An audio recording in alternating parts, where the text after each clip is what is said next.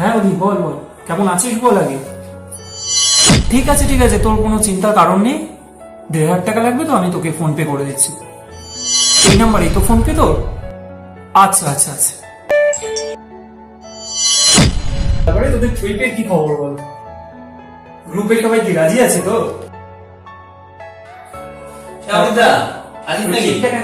হ্যাঁ হ্যাঁ, আমি একটু পরে ফোন করছি। হ্যাঁ তোকে আমি রাখছি। না না, ব্যস্ত না, বল। শোনো, বলছি 500 টাকা দাও করে দিবি? হ্যাঁ নিশ্চয়ই, কেন দেবো না।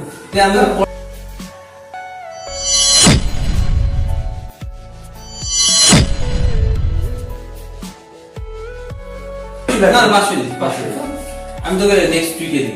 ঠিক আছে, আসলাম রে। ঠিক আছে, হ্যাঁ সাবধানে যাস। হ্যাঁ হ্যাঁ।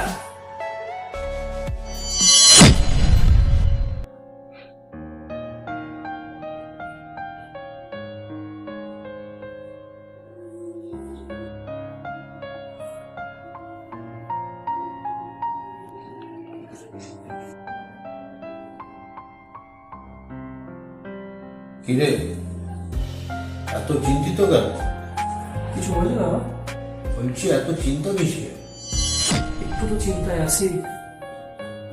একটা সামনেই ফর্ম ফিল আপ রয়েছে, তার জন্য বিশেষ কিছু টাকারও দরকার, সেটা নিয়ে একটু টেনশন রয়েছে।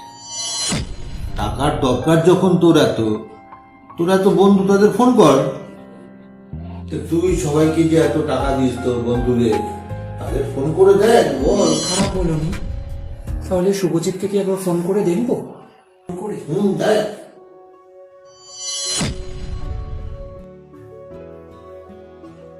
হ্যাঁ ভাই, অমিত বলছিলাম রে।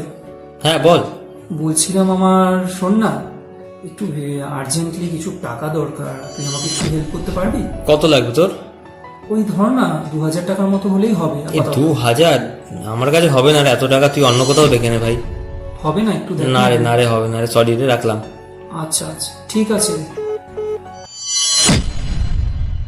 কিরে, কি বললো?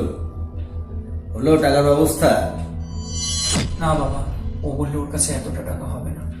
দেখলি তো, কিন্তু সবাইকে দিয়ে যাস, কিন্তু আজকে তো বিপদের সময় কাউকে পেলি না।